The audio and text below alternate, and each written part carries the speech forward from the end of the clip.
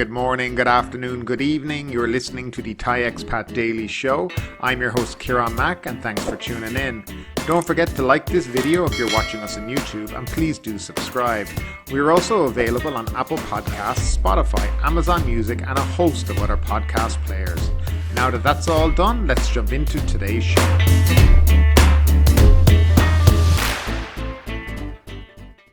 Well, hello there and welcome back to the Thai Expat Daily Show. I'm your host Kieran Mack as always, and today is Friday, the 7th of October 2022. Now before we start today's show, don't forget to like this video. Please do subscribe to the channel, share this video if you can, and don't forget to hit that notification bell so that YouTube will let you know when we upload our next video. So now that that's all said and done, let's jump into the first story of the day. Ratsadon group demands house dissolution. A political activist group demanded on Thursday that the House of Representatives be quickly dissolved, with clear election rules in place to allow voters to elect a new government. The Ratsadon group said a general election should be held as soon as possible and vowed to begin piling pressure on political parties to force the government to dissolve the lower house. A general election is scheduled for no later than May 7th next year on the assumption that the House completes its 4-year term on March 23rd. Although nationwide polls are due in 7 months, the Ratsadon group said they favoured a much quicker return to the ballot boxes so the people could decide on the future of the country. "We will not sit idle and wait for that time to come," said the leader of the group. Ratsadon demands the House be dissolved to immediately return power to the people, she said. The demand was announced at Thammasat University as people gathered there to mark the 46th anniversary of the October 6, 1976 massacre. The group said it would hold activities targeted at political parties to exert pressure on the government to call a snap election. It also demanded the Constitutional Court rule on 2 controversial organic bills on the election of MPs and on political parties to kickstart the general election. The Election Commission was urged to set clear pre-election rules and the Cabinet to inform all state agencies to prepare for a general election. The Ratsadon group urged voters to support parties in the democracy camp to keep the Senate from having a vote in choosing a new Prime Minister.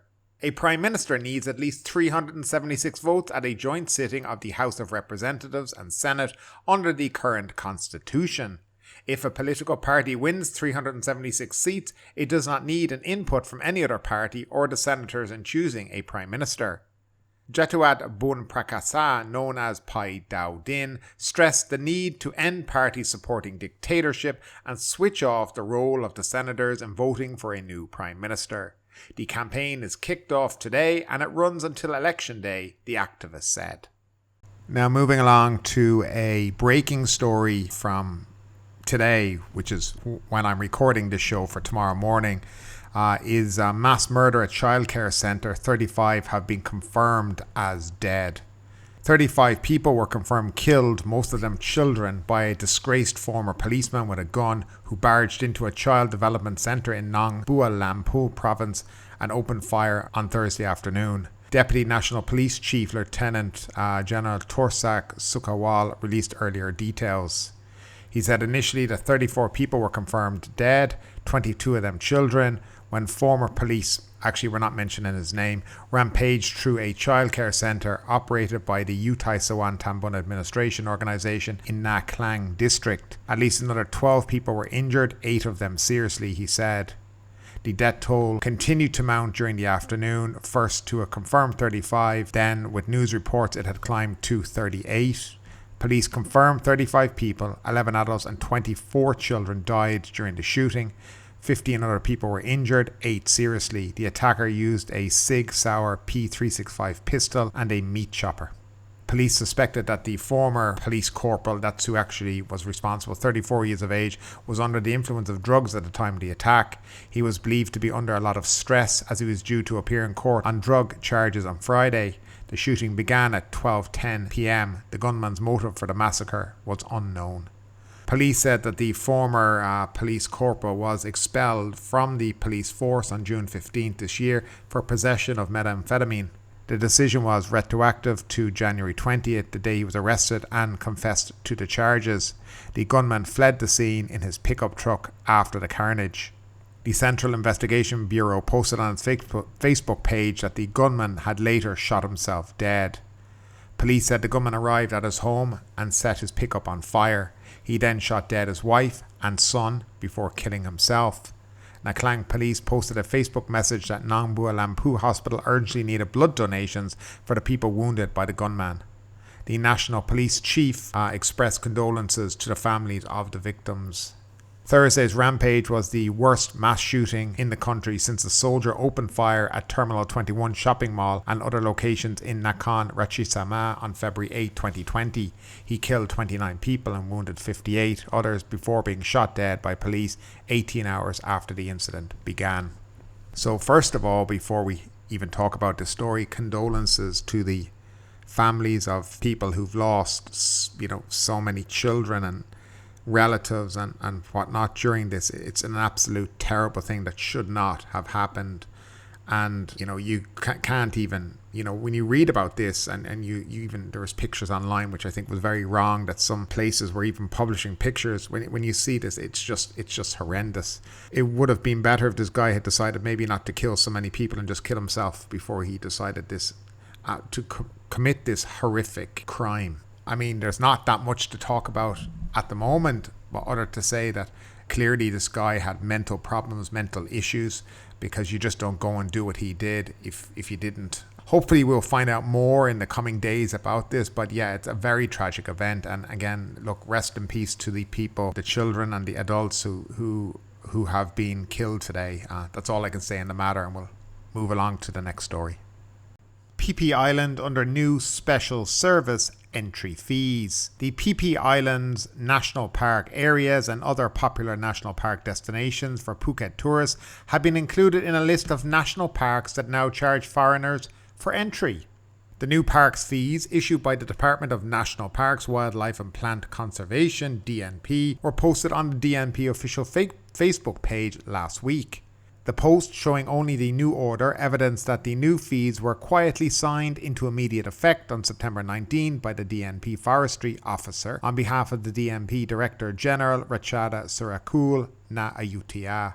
The latest park entry fees announcement notes only prices for foreigners. Under the order, entry fees for Thai nationals to all national parks areas remain unchanged. The order marked that entry to Khao Yai National Park in Nakhon Ratchasima Province, Thailand's first national park and third largest national park in the country, will cost foreign adults 400 baht and foreign children 200 baht each to enter. In the Gulf of Thailand, national park area near Koh Samet and the Ang Thong Islands now cost foreigners 300 baht each for entry and foreign children 150 baht each. Entry to the Phi Phi Island National Park, including the areas of Phi Phi Don Island, Phi Phi Lay Island and Bamboo Island, will cost foreign adults now 400 baht and foreign children 200. Under the order, the new entry fees have now been expanded to affect access to national park areas in Koh Lanta area, including Koh Rock Island, Koh Nhai Island and Koh Ha Island, as well as the popular dive sites of Hindang and Hin Muang. Access to DNP protected areas at these locations will now cost foreigners 400 baht and foreign children 200 baht. The latest announcement for national park entry fees follows the DNP in June announcing a slew of price rises for foreigners entering national parks.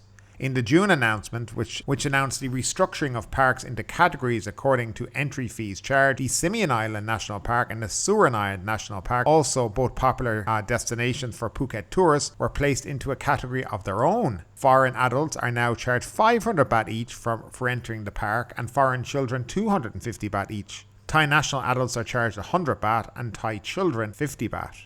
So there you have it, yet again, the Thai government, because that's who it is, the Department of the National Parks and whatnot. That's the government have decided. It's up the fees time for everything. You see, this is how they're planning to make up for all the money that they've spent during the pandemic. Now, I don't know if we can say that's a good or it's a bad idea. It's probably a bad idea at the beginning when you're trying to kickstart your tourism and get people back to the country, for it to be announced that, well, actually, we put all our fees up everywhere and everything's going to be extra expensive now. I mean, Thailand Thailand aren't really helping themselves in this matter right now. The continuous talk, as we spoke in yesterday's show, about wanting really only wealthy tourists to come visit. I mean, they might as well just say that. We don't want your backpackers anymore and the 2-3 star hotel people. We don't want you anymore.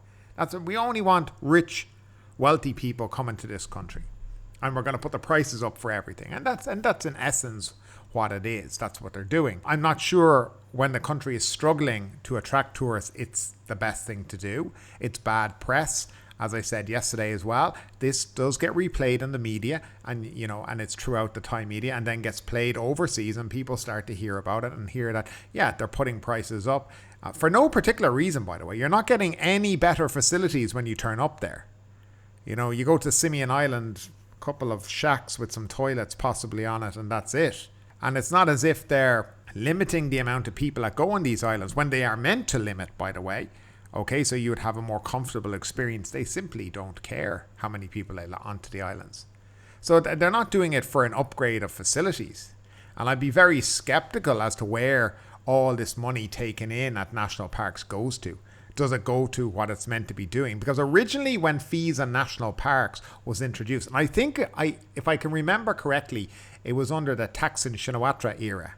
But that money was meant to go back into the parks. It was meant to pay for facilities such as upgrading of toilet facilities, restaurants, adding extra facilities for visitors. So to make the experience a better experience when you're going to these national parks.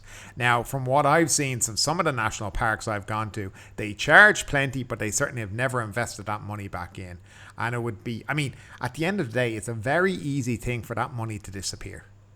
You've got a guy sitting at a desk. How do you know how many people pass through every day? So you put the prices up, but where is the money going? That really needs to be the question, and an answer needs to come exactly. But they will never be transparent about this, because to be transparent, well, they'd probably have to figure it out themselves first to be able to be transparent to the public and other people. But nevertheless, what do you think about this, guys? Do you think the prices, and when I talk about the prices, you can see that the price for a Thai is significantly cheaper. Now, I don't really have a problem with Thai people getting it for free even, or whatnot. National parks, I don't think a citizen of any country should be paying to go into their own national park, especially if they're paying taxes all the time. A national park should be owned by the people of that country. So I also think charging Thai citizens even to enter is completely wrong. I don't agree with that at all. I don't see it wrong, maybe charging foreigners, but a nominal fee. But 400 baht, and you have a family with a few children, starts to add up. You're talking 1,500-1,600 baht to go into a national park for a couple of hours. For what? Looking for a toilet that doesn't exist, I don't know. But I'd love to know, guys, what you think about all this. Do you think it's good value? Do you think it's a rip-off? What do you think should be the focus for the government at the moment in relation to tourism? I'd love to know your thoughts, as always, guys, down below in the comment section. And next up, MICE hit by manpower shortages. The MICE, Meeting Incentives, Conventions and Exhibitions segment in Thailand, is seeing a strong rebound this year, but local operators are struggling to prepare enough manpower to serve the market, says the Thailand Incentive and Convention Association. Most destination management companies have been suffering for years and had to lay off employees, said Sumut Suksana, president of the TICA. Now that the businesses have started to recover, we cannot replace the employees fast enough. Mr. Sumat said that the strong growth stemmed from the relative speed of Thailand's reopening when compared with regional competitors. The MICE business is recording positive momentum, particularly for meetings and incentives, he said. There are a lot of events planned for the end of year because of year of pent-up demand, said Mr. Sumata. He said estimated revenue in the fourth quarter might reach 60% of the same period in 2019, a year the industry described as being overwhelmed. The current market has not fully recovered because the Chinese have not returned, which has been attributed to the nation's zero COVID policy. There has been an influx of MICE visitors from Singapore and India, as well as travellers in the sector from Europe, Australia and North America, said Mr. Sumat. With the APEC summit planned for Bangkok next month, he said many 5- and 6-star hotels were fully booked, which prompted MICE groups to reschedule their meetings and incentive trips until after the event. Mr. Samat said a wide range of food and activities in Thailand remain appealing for clients in the corporate segment, in addition to the weak baht that benefits foreign arrivals. He said even though Hong Kong, Taiwan and Japan could reopen in the fourth quarter, there may need more time to promote the MICE market, as this segment typically has to plan trips months or years in advance. Although the reinstatement of Prime Minister Prayut Chan-o-cha might trigger another round of protests, Mr. Samat believes the situation will be under control and should not negatively impact the industry. The most concerning factors are global inflation and the prolonged Russia-Ukraine conflict, he said. Chuit Servakul, Executive Director of the East Asia region for the Tourism Authority of Thailand, said China is showing positive signs with a large corporate meeting with 400 participants scheduled to take place in Thailand next month. However, the Chinese company organising the meeting has encountered difficulty finding DMCs in Thailand to help manage their activities here, as operators are still recovering from the pandemic, he said.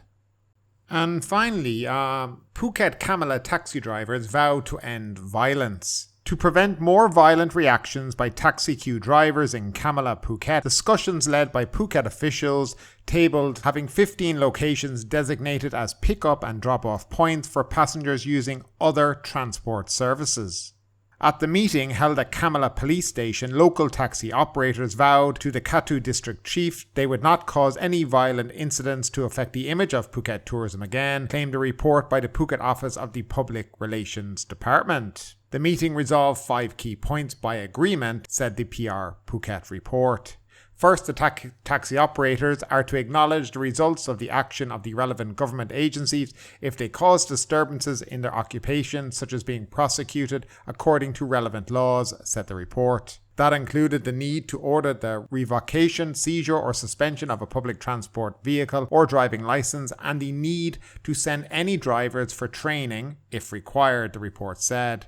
Second, the taxi operators are also to recognise the decision made by the PLTO in case an app is not operating within the confines of the law. The Department of Land Transportation has requested cooperation from the Ministry of Digital Affairs to deal with apps that violate the relevant laws, the report said. Third, while waiting for police action on any incident, the PLTO is to investigate and strictly enforce the law regarding the violence of any laws involving public taxis. This is to be done by allowing operators to help by being the eyes and ears of officials, the PR Public report said. The breaking of any laws regarding taxis and other drivers will result in prosecution, the report assured. Fourth, there are to be no more incidents involving violence as shown in the news, the report continued. All operators involved must discuss concerns and come to an agreement within the group so that serious incidents will not affect them and will definitely affect the image of tourism again, the report said. The fifth and most important point was if all operators comply with the terms of the agreement successfully, the relevant government agencies will expedite the determination of 15 designated pick-up and drop-off points in Kamala in accordance with the relevant laws. The report did not elaborate on exactly who will be determining where the 15 pick-up drop-off points called taxi ranks anywhere else in the world will be located. The report also did not make it clear exactly what taxi drivers will be allowed to pick up or drop off passengers at these 15 locations. Also of key importance, despite some reports claiming that the result of the meeting being a certainty, the fifth point literally began with the word if. Officials are maintaining their focus and trying to shift the public spotlight on reporting the incident in Kamala last Saturday night on taxi app operating illegally. The taxi app driver, a woman who was accosted and had her car damaged by a taxi queue driver in front of Café Del Mar, had picked up the order to pick up the passenger through Just Grab app. As of June 13th this year, Just Grab, operated by Grab Taxi, is allowed to pick up and drop off passengers only in 2 areas. That was Phuket Town and Patong Karan, and we discussed this yesterday's show. Without reasons explained, Just Grab drivers in Phuket are not allowed to pick up or drop off passengers anywhere outside of the 2 zones. Of note, the Just Grab driver involved in the incident was fined 2,000 baht and had her driver's license suspended for 30 days for her part in the incident, that is, for turning up in front of Café Del Mar to pick up a passenger. The taxi queue driver who damaged her car agreed to pay 5,000 in damages to her vehicle and also had his license suspended for 30 days. However, the taxi queue driver, unlike the Just Grab driver, suffered no financial penalty for his violent behaviour in the incident. But ultimately, with this story or anything else that stood out to you today, I'd love to know your thoughts in the comments down below. Because yes, this is a news show, but it's also a conversation. Now keep that conversation going. Make sure you like this video, subscribe to the channel, share the video, and do all the good stuff that does help that YouTube algorithm. But ultimately, my name is Kieran Mack. You've been listening to the Thai Expat Daily Show, and we will see you next time.